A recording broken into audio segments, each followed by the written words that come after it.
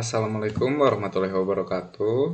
Perkenalkan, nama saya Hairul Imam Al-Ghafar, dan pada hari ini saya akan menjawab 3 topik sebagai syarat untuk menyelesaikan ujian tengah semester mata kuliah perilaku dan perancangan organisasi. Topik yang pertama adalah perilaku individu yang dimulai dari definisi persepsi. Persepsi sendiri adalah rangsangan atau stimulus yang diterima oleh individu dari luar dirinya yang biasanya berasal dari interaksi individu dengan lingkungannya. Contoh yang pertama adalah dalam suatu meeting proyek yang dibuat oleh manajer. Lalu manajer tersebut memberikan sebuah gambar konsep untuk melakukan improvement atau perbaikan. Nah, dalam diskusi ini dihadiri oleh masing-masing leader dari 3 divisi. Yang pertama ada dari leader mekanikal, yang kedua dari leader elektrikal, dan yang ketiga adalah leader programmer. Mereka semua ini diminta untuk menjelaskan apa sih yang kalian tangkap dari konsep improvement yang saya beri, kata si manajer. Lalu mereka menjawab dan manajer menyimpulkan bahwa penjelasan dari 3 leader tersebut berbeda-beda. Nah, ini merupakan salah satu contoh persepsi orang itu berbeda-beda gitu. Dan contoh yang kedua adalah seorang karyawan baru yang baru melamar saja pada perusahaan dan mulai bekerja pada hari pertama. Dia pasti merasa, aduh gimana ya nanti lingkungan kerja tuh kayak gimana sih, orang-orangnya kayak gimana, apakah orang-orangnya sibuk sendiri, ambis, atau agak sombong, atau lingkungannya tidak nyaman gitu. Namun ketika orang tersebut bekerja sekitar 3 hari dan atau bahkan 7 hari, lalu orang ini tuh merasakan feedback atau umpan balik yang baik dari lingkungan kerjanya. Lingkungannya tuh ternyata nyaman, orang-orang yang bekerja di ruangan yang sama dengan dia memberikan feedback yang baik, saling sering diskusi, saling sering untuk sharing, saling membantu satu sama lain. Maka persepsi karyawan baru ini pun berubah dari yang awalnya tuh berpikir bahwa lebih condong ke negatif ya, tapi setelah dia bekerja selama 7 hari, maka dia merasakan oh feedbacknya tuh baik gitu. Karena feedbacknya baik ini, maka ia akan bekerja dengan baik pula. Dan dalam persepsi terdapat 5 aspek. Aspek yang pertama adalah aspek fisiologis. Aspek fisiologis ini merupakan informasi yang diserap oleh panca indera seorang individu gitu. Karena kapasitas indera tiap individu berbeda-beda, maka interpretasinya pun berbeda-beda. Contoh sebuah kasus ya. Jadi ada seorang manajer yang memberikan kritik terhadap tim. Dalam tim ini terdiri dari 2 orang. Orang yang pertama kita sebut si A dan orang yang kedua kita sebut si B. Bapak A ini karena dia selalu berpikir positif dan karena ia merasakan kepekaan berdasarkan alat inderanya tuh, jadi dia merasakan oh manajer tuh ngomongnya baik-baik, nadanya tuh standar gitu, nggak tinggi, jadi bukan cacian atau apa, jadi ini tuh kritik yang membangun. Maka bapak A ini akan berpikir bahwa yang dikatakan manajer tadi itu termasuk motivasi buat dirinya karena sebuah kritik gitu kan. Nah, berbeda halnya dengan bapak B. Bapak B ini dari alat inderanya dia berpikir bahwa omongannya tuh agak tajam gitu. Nah, nadanya sih ya standar, tapi omongannya tuh kayak nggak enak buat didengar gitu. Nah, Bapak B ini pasti berpersepsi bahwa yang dikritik tadi tuh bukan kritik yang membangun bagi dia. Dia berpikir bahwa kritik itu tuh untuk menjatuhkan. Jadi dia merasa terbebani dengan omongan tersebut. Nah, itu contohnya ya untuk aspek fisiologis. Sekarang kita beralih ke aspek minat. Minat itu merupakan persepsi terhadap suatu objek yang bervariasi tergantung pada seberapa banyak energi yang digunakan untuk mempersepsi. Contohnya itu adalah ketertarikan seseorang ketika ingin membeli produk. Contohnya itu kita ambil contoh yang mudah ya. Jadi misalkan ada produknya ini berbentuk motor gitu. Ada beberapa jenis kan orang yang mau beli motor gitu. Nah, kita bicara ada dua hal juga. Yang pertama emang dia hobi, yang kedua dia penuh pertimbangan nih orang ini. Mister A ketika melihat produk tersebut dan dijelaskan oleh sales gitu kan. Oh, saya berpikiran gitu. Wah, ini motornya keren banget gitu. Saya suka banget nih sama motornya, teknologinya canggih dan lain-lain gitu. Tapi Mister B itu berbeda. Dia berpersepsi bahwa iya dia setuju dengan pendapat yang motor ini keren, namun dia berpikiran lain. Mungkin motor ini tuh kurang nyaman digunakan untuk saya gitu.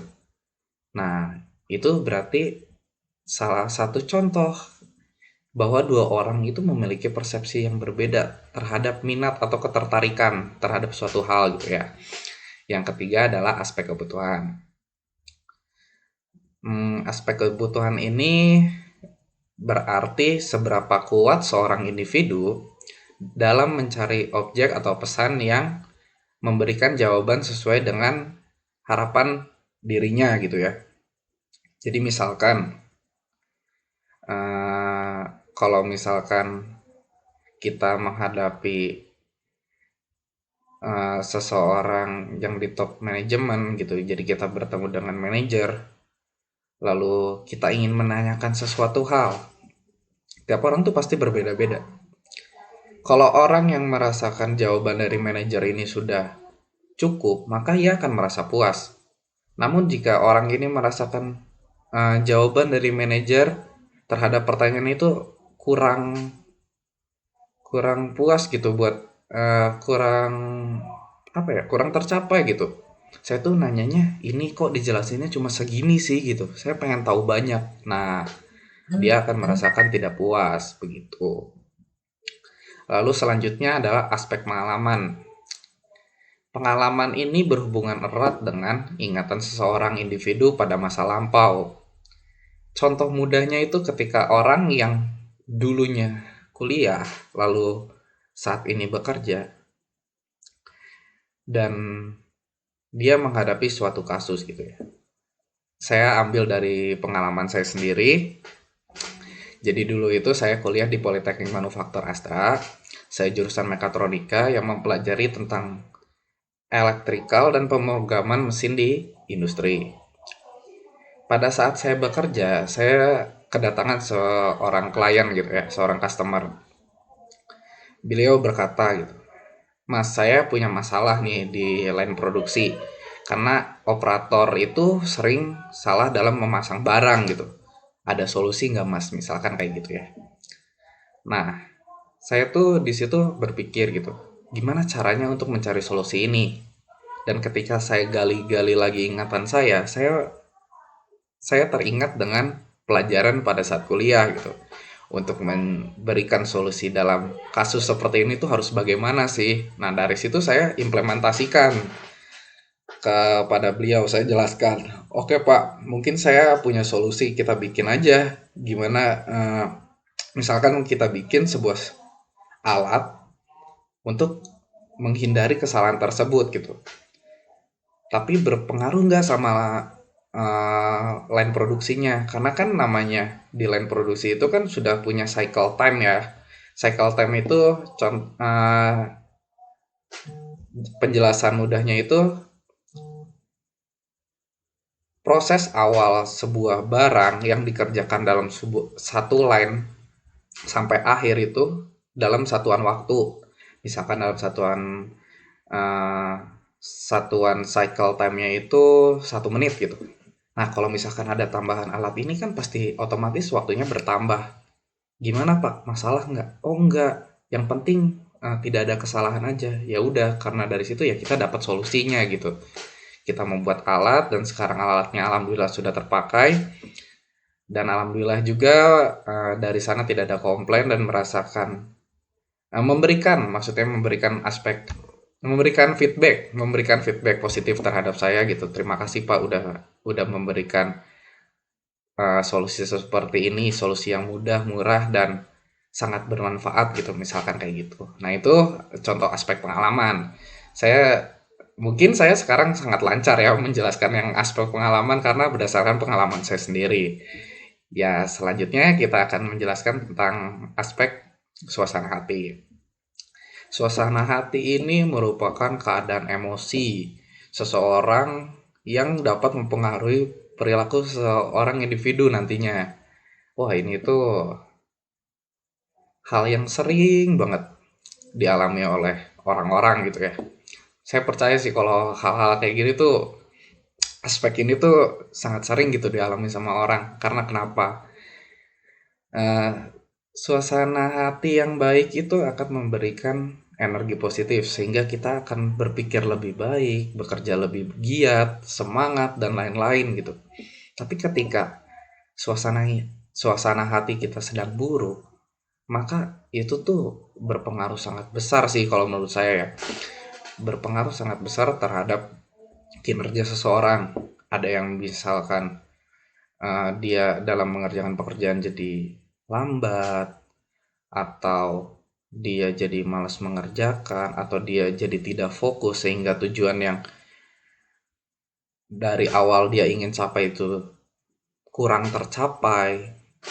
Banyak sih halnya kayak gitu. Dan selanjutnya kita akan ke topik yang kedua, yaitu pembelajaran dan motivasi. Dalam pembelajaran motivasi ini kita akan membahas tentang teori Maslow. Jadi Maslow itu memiliki asumsi-asumsi. Terdapat 5 asumsi dari Maslow yang terkait dengan kebutuhan dan keinginan manusia.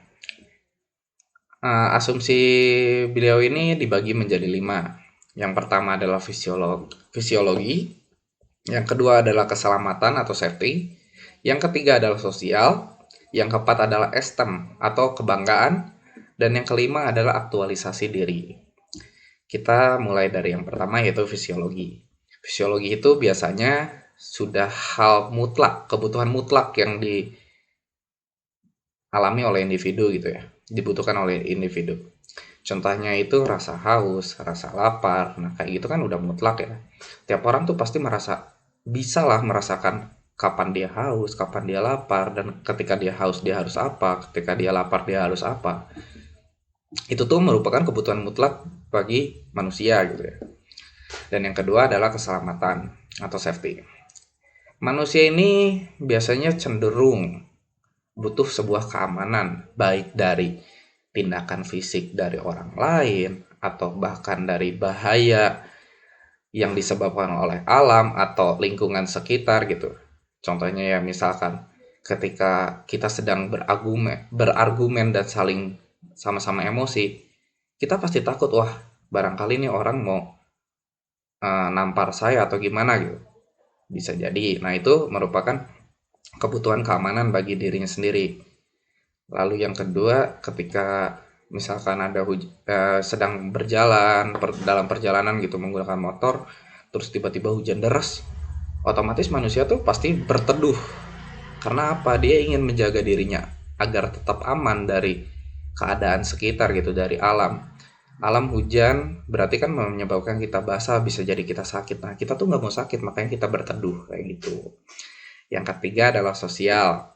Sosial ini adalah kebutuhan akan hubungan interpersonal antara individu dengan individu atau individu dengan sebuah kelompok.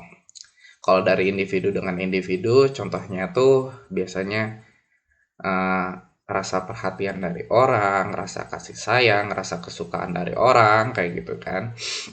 Nah, kalau dalam kelompok itu biasanya saling menyemangati satu sama lain dari anggota-anggotanya, lalu ada dukungan juga gitu kan. Kita pasti bisa kayak gitu-gitu. Nah, itu sosial. Yang keempat adalah kebutuhan esteem atau kebanggaan. Nah, kebutuhan ini tuh biasanya sering terjadi sih di perusahaan. Saya udah sering lihat juga sih kasus-kasusnya gitu. Kayak pertama saya magang contohnya ya. Pertama magang kan namanya anak magang, ya pasti diem gitu ya. Mau kenalan sama orang masih canggung gitu karena belum belajar kan. Nah, ketika mulai berkenalan dengan orang sekitar, mulai nih kita sering diskusi, sering ngobrol, dan orangnya tuh suka cerita gitu. Eh, Mas, kamu tahu nggak kalau misalkan alat yang di line ini, misalkan kayak gitu ya, di line produksi ini. Oh iya tahu Pak, yang pakai kamera itu ya, yang keren tuh bisa ngukur diameter gini gini gini. Ya, misalkan saya kasusnya seperti itu ya. Nah orang ini tuh berkata, iya itu saya yang buat loh, ini tim saya gini gini gini. Kita tuh waktu itu dikasih reward nih dari manajer gini gini gini. Nah itu kebutuhan yang kebutuhan kebanggaan ya, dalam aspek kebanggaan. Contohnya. Lalu yang selanjutnya adalah aktualisasi diri. Aktualisasi diri ini adalah kebutuhan untuk memenuhi potensi seorang individu. Sama halnya dengan pengalaman saya juga ya. Jadi dulu tuh alumni saya sempat cerita gitu. Kita tuh pasti berkembang di perusahaan loh ketika kita menunjukkan bakat kita gitu. Dari sisi pekerjaan, ilmu pengetahuan, dan lain-lain. Contohnya tuh ketika ada orang yang menonjol di sebuah divisi. Wah, orang ini expert nih di bagian ini gitu. Maka dari perusahaan itu biasanya memberikan kesempatan untuk training ke luar negeri. Contohnya kita ambil di PT Temin ya, Toyota Manufacturing Indonesia. Temin itu terkenal sering banget nge-training karyawannya untuk pergi ke Jepang untuk belajar, dapat sertifikat, dapat pengalaman baru, dan semua biayanya itu ditanggung oleh perusahaan tersebut. Nah, orang yang dipilih merupakan orang-orang yang berkompeten pada bidangnya. Dan apa sih dampaknya terhadap orang tersebut? Karena orang ini yang dulunya mungkin dia nggak terlalu terpikirkan gitu. Saya bakal pergi ke Jepang atau gimana. Namun karena ketika dia dijelaskan gitu, oh kamu ke Jepang itu ntar di training loh, dikasih uang saku, gaji tetap, di sana biaya semuanya ditanggung. Nah orang itu mulai tertarik dan merasa, wah saya butuh nih untuk meningkatkan skill saya gitu. Nah kayak gitu tuh merupakan contoh dari kebutuhan yang terkait dengan aktualisasi diri. Jadi ketika kita butuh dan kita mendapatkan reward gitu untuk diri kita sendiri. Baik, selanjutnya kita akan lanjut ke topik yang ketiga, yaitu pengambilan keputusan. Maaf. Dalam pengambilan keputusan. Topik yang ketiga ini pengambilan keputusan. Jadi dalam pengambilan keputusan kan sering lah di kehidupan sehari-hari ya. Ketika kita menghadapi sebuah pilihan gitu, kita kan harus memutuskan keputusan mana sih yang akan kita ambil. Nah, dalam pengambilan keputusan ini biasanya terkait dengan konflik atau permasalahan gitu. Di sini saya akan memberikan opini serta berusaha untuk menjelaskan sejelas mungkin ya tentang strategi dalam mengatasi konflik dalam organisasi. Yang pertama adalah strategi penghindaran.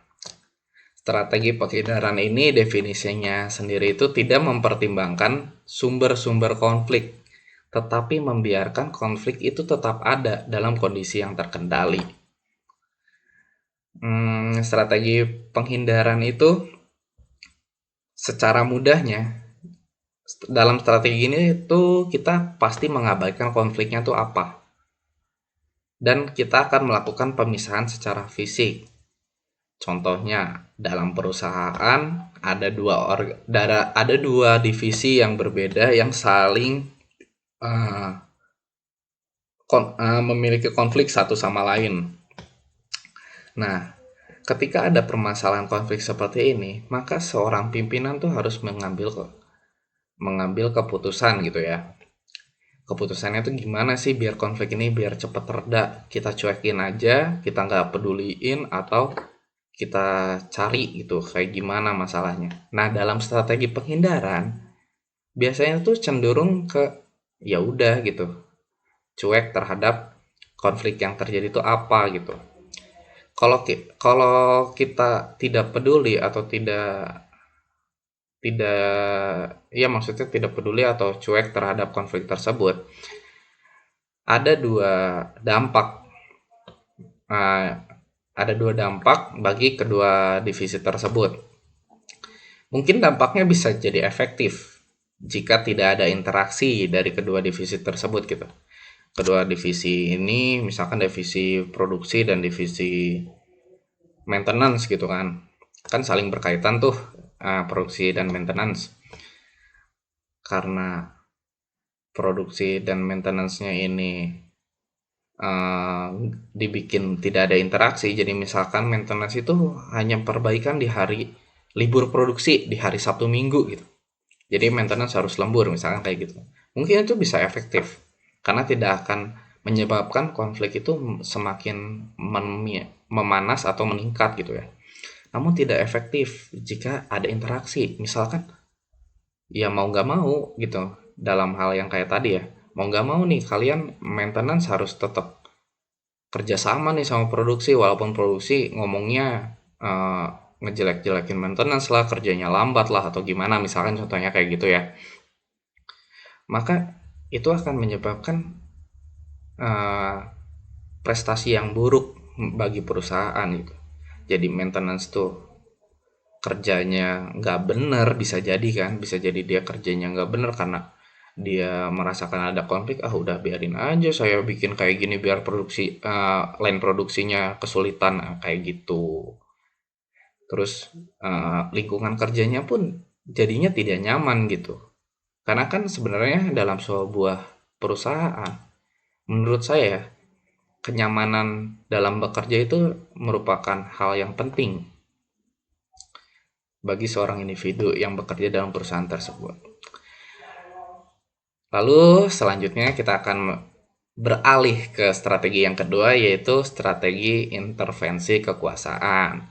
Jadi dalam strategi intervensi kekuasaan ini merupakan penggunaan kekuasaan dapat dipergunakan untuk menghentikan konflik atau membuat peraturan secara sepihak. Nah, misalkan ada konflik dalam sebuah organisasi atau perusahaan. Kita ambil contoh misalkan dalam penentuan pengalian jam lembur di perusahaan ya.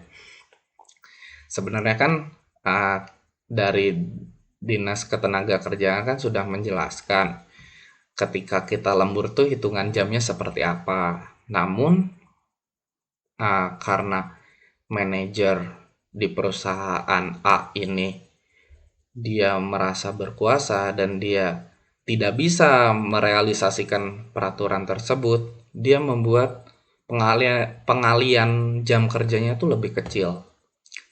Nah, hal ini kan menyebabkan konflik terhadap pekerja-pekerja di sana. Mereka pasti merasakan dirugikan. Namun, karena adanya intervensi kekuasaan ini, maka manajer akan berkata gitu, ya ini peraturan yang saya sudah keluarkan. Saya manajer di sini. Saya mengeluarkan peraturan ini sesuai dengan perhitungan saya dan agar kalian tetap bisa bekerja, maka ya mau nggak mau kalian harus nurut dengan peraturan ini.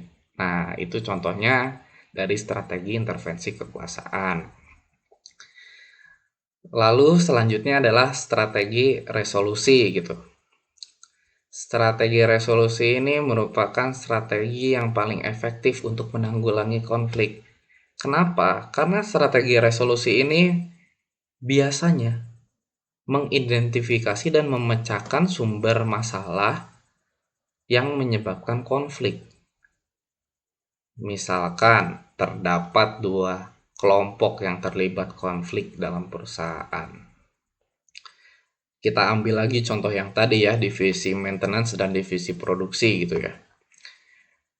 Nah, dua kelompok atau dua divisi ini tuh dipertemukan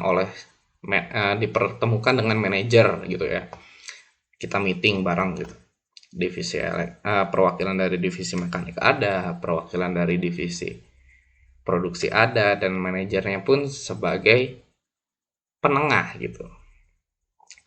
Dipertemukan, diskusi, dan manajer memberikan kesempatan kepada divisi elektrik gitu, divisi maintenance dan divisi masing-masing ya, divisi maintenance dan divisi produksi untuk mengemukakan kenapa sih ada konflik ini tuh karena apa gitu. Mereka saling mengemukakan. Divisi maintenance berkata bahwa ini Pak, divisi produksi itu selalu menuntut bekerja secara cepat, sedangkan kan kita nggak bisa menentukan berapa waktu pengerjaan, atau kita nggak bisa menentukan ketika kita mencari penyebab masalah kenapa mesin itu berhenti bekerja, kita kan harus mengecek dari berbagai aspek Pak, itu kan butuh waktu, misalkan kayak gitu ya, divisi maintenance-nya berkata kayak gitu. Tapi divisi produksi bilang, tapi kalau misalkan kalian tidak bisa memberikan kejelasan dalam berapa lama waktu pengerjaan, kita bisa berhenti produksi seharian dong, misalkan kayak gitu. Jadi penyebabnya tuh dari omongan dari kedua divisi ini yang saling menjatuhkan satu sama lain gitu. Nah, ketika mendengar omongan tersebut, manajer ini bermusyawarah dengan mereka. Oh, kalau kayak gitu, kayak saya sudah dengar dari divisi maintenance tuh kayak gini. Saya udah dengar dari divisi produksi tuh kayak gini. Oke, coba kita cari solusi bareng-bareng. Nah, strategi resolusi ini merupakan strategi dalam pengambilan keputusan untuk mengatasi konflik yang terbaik menurut saya di dalam sebuah organisasi. Dari pengambilan keputusan ini, dan saya sudah mencoba menjelaskan 3 strategi tadi yang berbeda-beda ya, dari strategi penghindaran dan strategi intervensi kekuasaan serta strategi resolusi. Menurut saya sih strategi resolusi merupakan strategi terbaik. Namun saya pun tidak menjamin bahwa strategi yang lain itu strategi yang buruk. Mungkin ketika ada keperluan mendesak atau memang tidak ada jalan lain, mungkin strategi penghindaran atau strategi intervensi kekuasaan ini yang paling baik gitu. Jadi menyesuaikan pemilihan strategi dalam pengambilan keputusan itu harus menyesuaikan dengan konflik yang ada di dalam organisasi. Jadi sekian yang saya bisa sampaikan terkait jawaban dari 3 topik ini. Semoga jawaban saya dapat menjawab semua pertanyaan yang diberikan dan bermanfaat bagi kalian yang menonton. Saya harap bermanfaat dan berguna lah pokoknya ya. Oke, kalau begitu saya sudah selesai saat ini dan saya akan menutup. Terima kasih telah menonton dan wassalamualaikum warahmatullahi wabarakatuh.